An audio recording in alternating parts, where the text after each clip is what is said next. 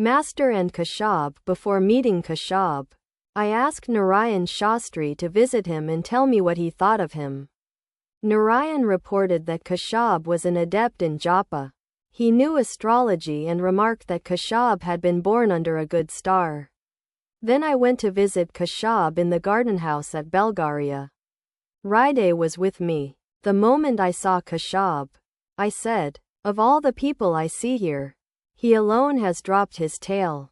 He can now live on land as well as in water.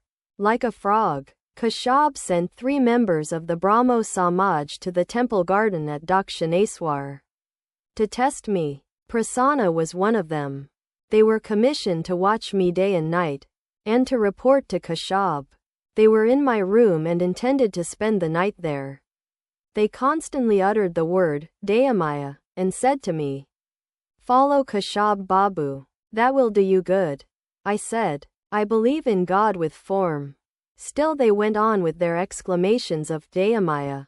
Then a strange mood came over me. I said to them, "Get out of here." I didn't allow them to spend the night in my room. So they slept on the veranda. Captain also spent the night in the temple garden the first time he visited me. Michael visited the temple garden when Narayan Shastri was living with me.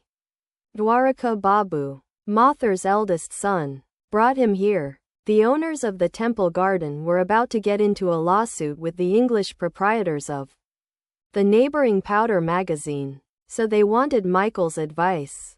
I met him in the big room next to the manager's office. Narayan Shastri was with me. I asked Narayan to talk to him. Michael couldn't talk very well in Sanskrit. He made mistakes. Then they talked in the popular dialect. Narayan Shastri asked him his reason for giving up the Hindu religion. Pointing to his stomach, Michael said, "It was for this." Narayan said, "What shall I say to a man who gives up his religion for his belly's sake?" Thereupon Michael asked me to say something. I said, "I don't know why, but I don't feel like saying anything. Someone seems to be pressing my tongue." Mano Mohan. "Mr. Chowdhury will not come," he said. "That fellow Shashadhar from Faridpur will be there. I shall not go." Mr. Chowdhury had obtained his master's degree from Calcutta University. He drew a salary of 300 or 400 rupees. After the death of his first wife he had felt intense dispassion for the world. But after some time he had married again. He frequently visited the master at the temple garden. "Master, how mean of him. He is vain of his scholarship. Besides, he has married a second time. He looks on the world as a mere mud puddle."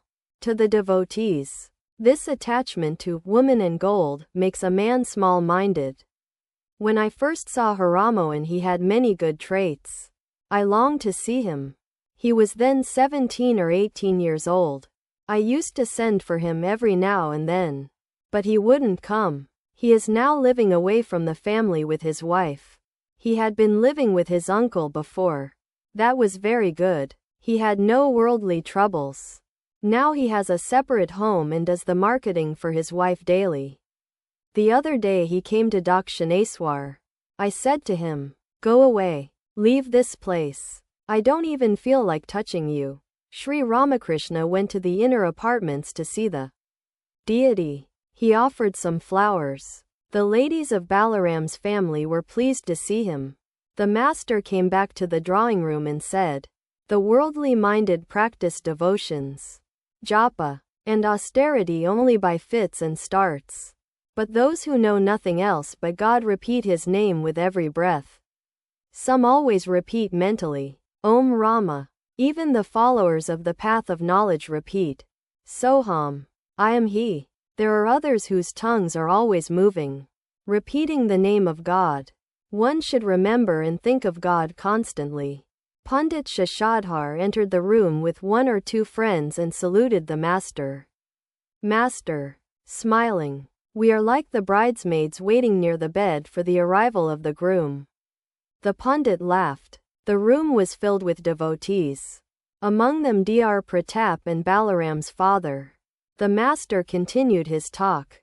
"Master, to Shashadhar, The first sign of knowledge is a peaceful nature, and the second is absence of egotism. You have both. There are other indications of a Jnani.